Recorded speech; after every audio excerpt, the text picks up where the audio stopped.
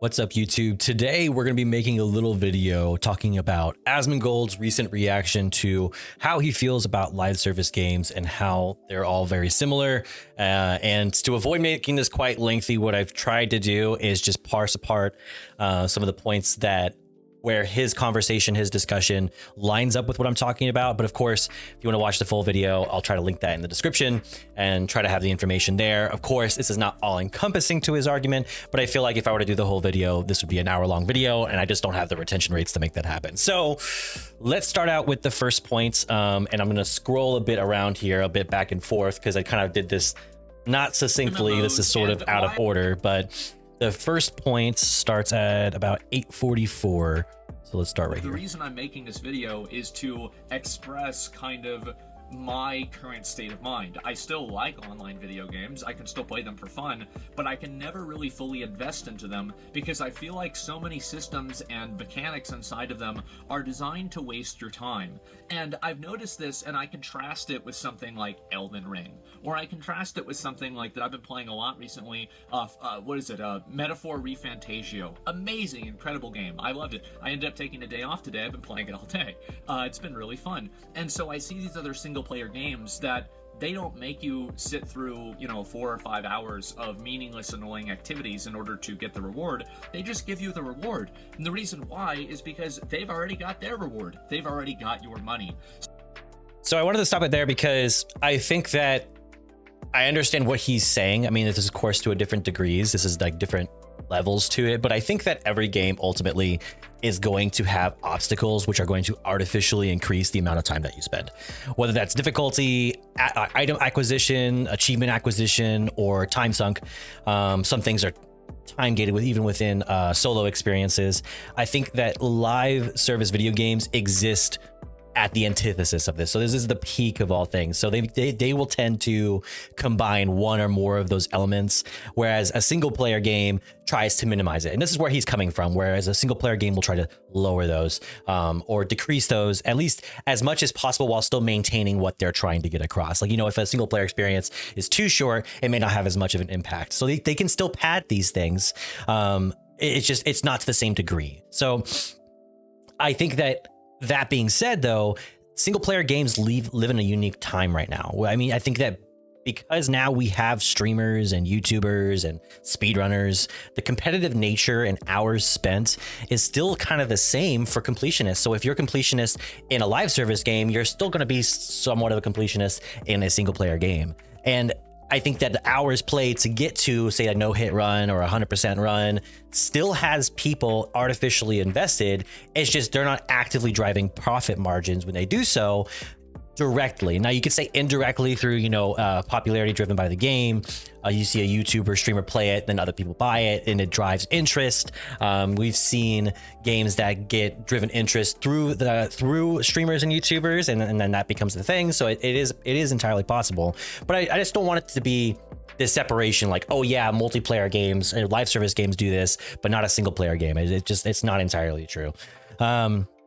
The next point I wanted to make, it's going to go back quite a bit, but it has two different points that I want to talk about to kind of complete it. With online video games is that it feels like it's building a castle on sand, it's building a castle on the beach, and then every 60 to 90 days, the tide comes in, washes your castle away, and the only thing you have left to show for it is maybe a cosmetic FOMO item for some seasonal event. Oh boy, you don't want to miss those. There's a collection tab. You loot an apple and it says 1 out of 634. So that's the first part where he starts talking about FOMO, and he does mention it a few other times, so I wanted to mention it here as well. Live service games. How many of you guys played a live service game and you logged on every single day? You want to make sure every day you never miss that daily, right? Because you don't want to fall behind. And so you do that, and one day you miss it. It's like, ah, man, I missed it. Okay, well, I'm going to log on the next day. I'm still doing it every other day, so it's fine. And so then later on, maybe you end up accidentally missing 3 days. So basically two concepts here, basically the aspect of FOMO, and then the other part of it, which is the progressive falling behind till you're no longer on the meta. You're no longer caught up with like the current content that is being released. Like you're behind maybe a patch, you're behind maybe a set of item levels, you're behind a raid. So I think that people think that FOMO is doing something because you're worried about missing out if you didn't do it. But what about doing something because you don't want, or not doing something because you don't want to feel the disappointment of missing out? So I think that this is kind of what this is leading to, this FOMO argument, but I don't think it's all FOMO. I think it's that second part, which is not doing something because you're worried that you'll be disappointed whenever your work was for nothing. And so bear with me and let me kind of explain this in a way so I can kind of get my point across. Whether it lands, we'll see. But in his argument, and many others' argument, not just his, where there are those saying that WoW is both a positive and a negative.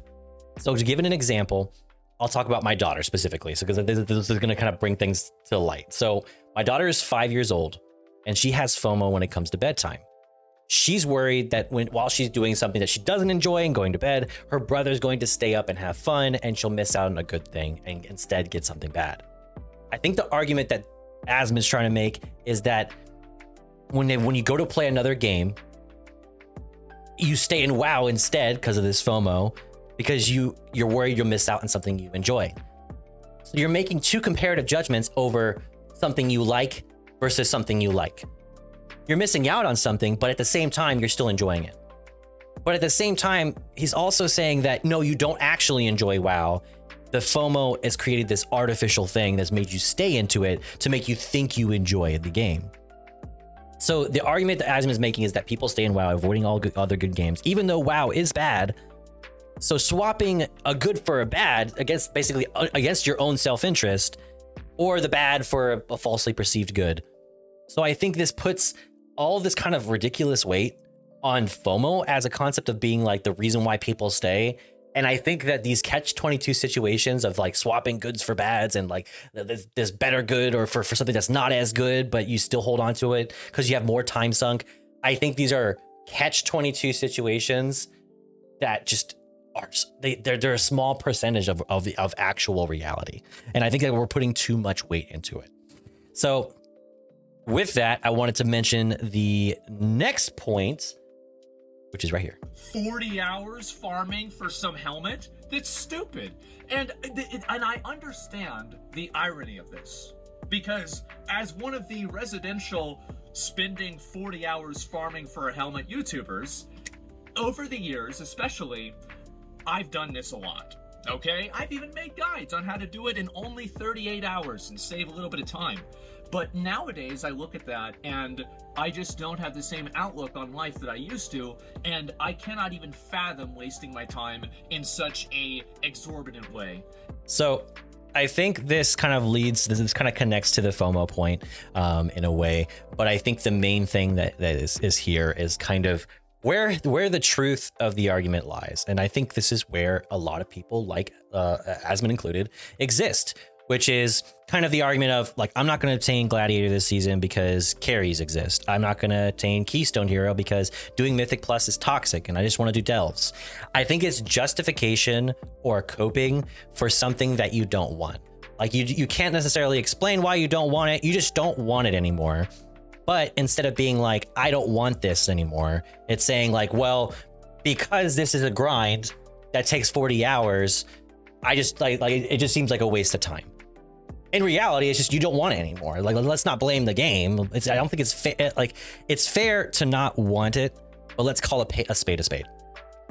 This is where Zach's argument, in my opinion, kind of diverts for me, and that it's no longer about every live service is the same, and instead is the underlying reason that's not being said, which is he's simply no longer competitive in that way.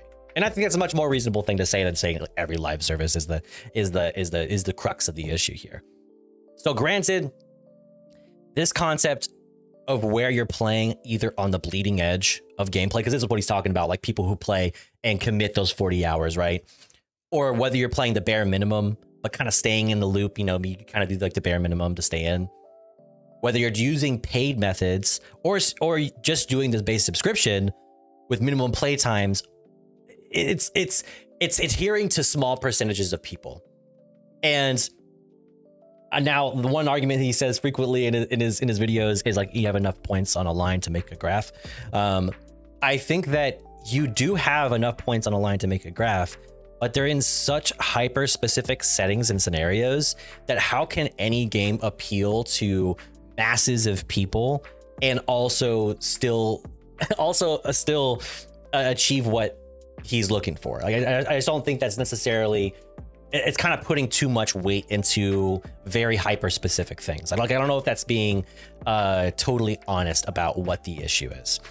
Now, granted, optimally, I think for WoW, they would have you subscribed and not play. I mean, don't bog down their servers, pay into the game, and then you basically, like an Adobe free trial, you get charged for a year, and then you have to cancel and you still have to pay for it. So it's like, maybe that's their goal. I mean, maybe he's right. Maybe that's the ultimate thing.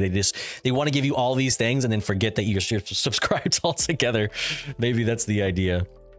And it's like every game has these. It's not like one game has this. Every online video game follows these same content delivery structures. They follow the same reward structures. They follow the same progression structures. They follow the same store models. And it doesn't even matter what the genre is. How is it that you can have a game that is about shooting people with guns that is fundamentally the same as a game that's killing dragons? Or a game that's like an anime waifu collector?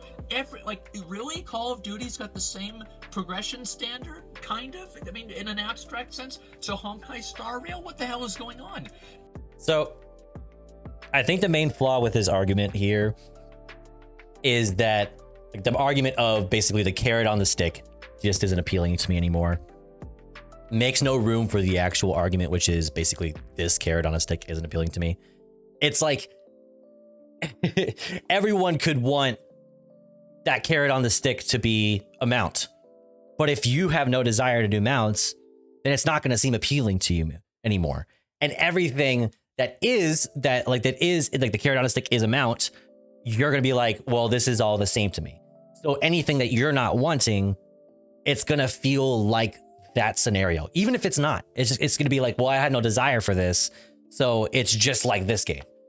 I think it's not a live service flaw, but a player who's playing on a track of a similar nature for too long. Like one thing has interested you for too long and it just doesn't interest you anymore. Like he equates like killing in Fortnite to killing dragons. And while we can draw similarities and game marketing strategies all day, it doesn't make the games the same. Fortnite is nothing like WoW, ultimately. And I think we could be defeating a raid boss. We could be acquiring our transmog. We can be completing a quest. We could be, it's like similar to like how we would in Dark Souls. We could complete a stat build. We could defeat a boss a certain way, or we can get a low percent achievement. Like very few people have this achievement. And these are things you can do in any RPG. A live service game simply gives you more at the end of that treadmill. There's something coming towards you and something leaving. And yes, the content cadence is atrocious. It's awful. It's not good. You can miss out. The things you can miss out on increases as you play these games. Like no matter what, you're gonna miss stuff. And just as I've never desired any sort of deprived run or speed run on Dark Souls, I like it's the same thing as me not desiring mounts or transmog, but I'm not trying to equate these two things. And don't get me wrong, I don't like the argument as well of just don't play it. A lot of people say like, well, if it bothers you, if you don't like the live service model, just don't play that. And I think you can disagree with something because it affects the part of the games that you enjoy. Like the things that are negative about the game you enjoy affect your positives. So I don't like that argument. But the concept of every WoW player plays every part of the game, and once they can't keep up, they're gone, just kind of feels anecdotal to me. It feels very specific to like a small percentage of people that just like, how are we to serve that? When we're trying to provide content that somebody's going to enjoy somewhere. Not somebody that everyone's going to enjoy all the time, but just somebody somewhere, it's like, you got to have a little bit of something. That's what I think. I used to be the person who was the most fixated on this. I would never miss anything in WoW. I would never do anything. I would always make sure I get everything done and be a complete completionist, right? And I feel like being a completionist completely wastes my time. So I stopped doing it. And it sounds like such a, an obvious thing to do, but I feel like there's a lot of people out there that are stuck in that hamster wheel, and they feel like if they get off of the hamster wheel, then they've wasted all their time on the hamster wheel, so they can't get off because of sunk cost fallacy. And it's like, I remember when Blizzard made the $90, I can't even believe this, $90 store mount, they put... I'll stop it right there. But yeah, no, the time sunk idea, like this happens in a lot of games where it's like, you spend so much time that's just like leaving it is like a waste, because especially if you have cosmetics in a game, if you're not using those cosmetics, it's just sitting there. Just like anything else you buy, though, if you spend any time or money on anything, then it's going to be useless if you don't use it. I have a lot of like first book mangas that I'm not reading, but I have them because someone might read them. But if no one ever uses them, it's kind of, it's a waste of money to have on my shelf, because I'm not going to read them again unless I go through the series again, just for, I guess, for shits and giggles. But I think that you can still respect the choice of someone like Asmon, who's leaving the hamster wheel for the proverbial wood chips on the other side. But the reason why the majority of say Reddit pages and like communities avoid this level of criticism, and the motto of like this isn't an airport, there's no need to announce your departure, is because it forces them to address that the carrot is like, if the carrot's still worth it.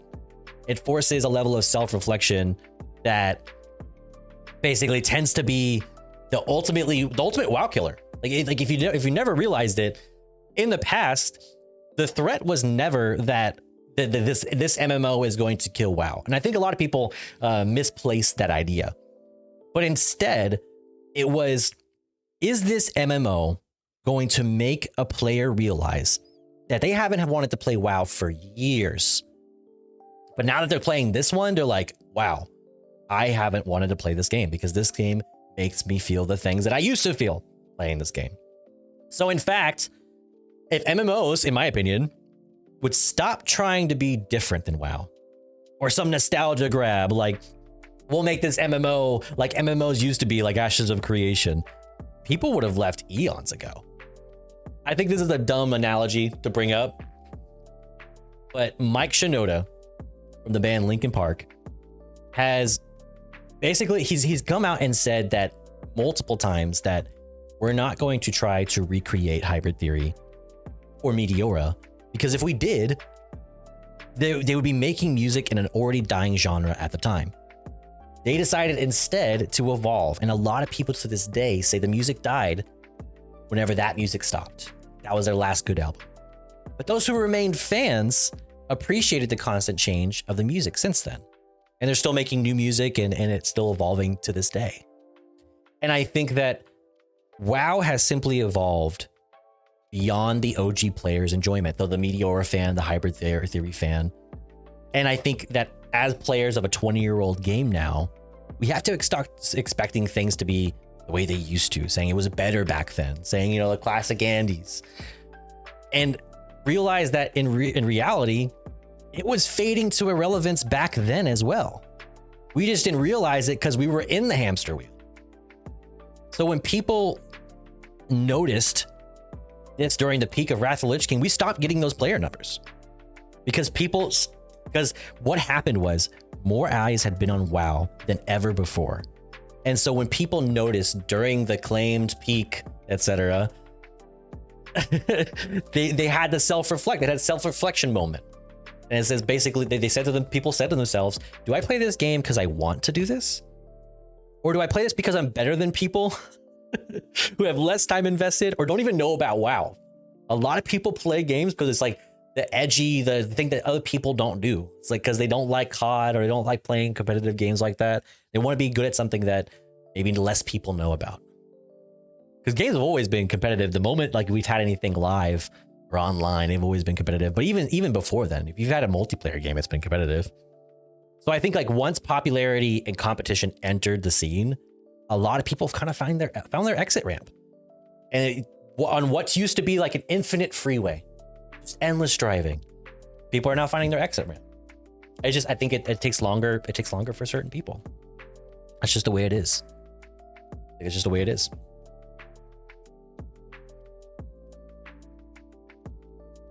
Worst thing is that, oh wow, you don't like grinding? Oh, you're not a fan of that? You don't have time? Well, guess what? We have the solution for that. We've created the problem, and now you're gonna pay us to solve it. So there's like these pay for convenience, pay for, power systems. So it's like, oh, well, I can't keep up all the time, and I can't play all the time, so I'm going to spend money on the game. So I don't want to make the argument of why people play or pay for a game beyond subscriptions. In my opinion, it can be summarized pretty simply. I think that people don't lean into paying because the game has offered it as an only solution, like Zach claims, in the sea of solutions of possibilities. I think it's a little bit more complex than that. But to put it simply, I think they do so out of denial. I think people pay out of denial so they can either supplement their loss of interest in the game or their loss of time. And that said, selling those solutions is not like a fault of necessarily the game creation. It's just kind of like, it's kind of a player-based problem. But I don't want to talk any more about it. If people are interested, I can talk about it more in depth. Let me know in the comments. But I don't think it's as deep or as stark as he's saying. The expectation of like, oh, am I having fun with how many other people are having fun the same way? And so for me, moving over to playing a lot more single player games, I don't have to keep up with like really fastly evolving metas. I'll log in, like everybody's playing and grinding. It's hard to play a competitive game like that unless you're playing it all the time because of... So I want to cut it short because I'm going too far on time already, but basically he's saying that like, I'm just not competitive anymore. And I think that's really what we're talking about here. I think a live service model doesn't die when players aren't willing to compete in it. I think it simply needs to enhance the gaming experience over time. As long as it's doing that fairly, I think then that's great. But I think what's happening here, or where he's coming from, is probably the same place I'm coming from, which is we both share the same age group of people, which is about the 25 to 44 age range in our videos. And I think what happens to us at a certain point is we stop arguing for change and things we're passionate about, and we simply just go, does this have the things that I value? No, I'm going to move on.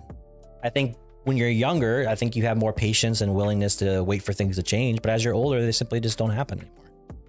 And trust me, I'm a father of two. I'm 32 years old. I'm an active duty military member. I get it. I get it. I think my problem is honestly the opposite of Asmon's, and that single player games don't have something to get me past the slog between plot points. Like I don't have a patience for levels, And so, and especially when like the story can be summarized in like a Spark Notes. They just try to, like, there's so few like bits of story piecemealed in there. And I think that's why I like indies nowadays, is because I think that with indies, like they can tell a story in a short amount of time. I don't need like an extended cut, director's cut edition to do it. So, I mean, we know, to put this another dumb analogy. There's a reason why I've never finished an Assassin's Creed game, but I finished every BioShock game. As soon as I've realized this, and everyone knows why. I've taken a step back, and I've tried to have fun playing video games. And that's where I'm at now. I've been playing a lot of video games. So I think this is fine. It's okay to make valid points. Like playing for fun is reasonable. I looked at I wanted to find a Reddit post, and in that Reddit post, you can see that this kind of sides with his side, which is basically, hey, if you don't like these, the best non-solution, according to Asmon, according to a lot of people, is just stop downloading and buying them. Like if you look at this post, don't buy them. Never purchase a cosmetic. Like don't do it. But in reality, in these games where you say like don't buy the cosmetics, don't buy the things, you're still padding the numbers because you're an active player. So your best non-solution is to just not buy these games. Don't play them. So it's disappointing that there's not like there's a huge solution to this. I mean, you hope that companies do the right thing, but it does leave you with limited options. But I do wish, I'm not putting this on anybody to, enforce, or I'm not saying he has to, but you do wish that people like Asmon, who do have these big communities, that they would highlight these things and they show it off, you know, being part of Mad Mushroom and companies, you know, show what games can do with a live service and the potential of a live service versus, you know, not really offering those solutions. I think that the issue, according to most industry like developers, is that innovation basically used to invite and excite people. But at the same time, that scares investors because that means instability. Because if you have innovation, it means we're not sure if they're going to like it because we don't have a proven model. So I think games as a service rose in popularity because it's cheaper in marketing and the cost of being trapped in a maintenance loop is expensive. It stifles creativity. But I think the live service is not the enabler here, but simply the amplifier to what's something that's good or something that's bad. So let's not blame the live service model because it's not making or breaking. It's simply increasing the direction it goes, whether it's good or bad. And single players experience this too. It's just instead of slowly fading to obscurity, they disappear off the face of the earth almost immediately. And even like on services like Steam Launcher, where they could exist infinitely, they stop supporting it. So for those of you who have made it this far, I appreciate your time. Like most, I've gone back and forth in WoW, and I've found my place where I'm happy enough, and I find enjoyment. There's a challenge beyond the horizon, but I don't always feel obligated to do so. But in the end, I hope you can find yours too. I hope you can find what makes you, what helps you to enjoy the game. And okay, yeah, that's all I have on it.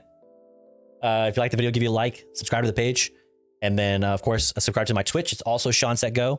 I'll be playing a variety of games, but we have discussions like this live on stream. And until next time, I'll catch you in the next one. Peace.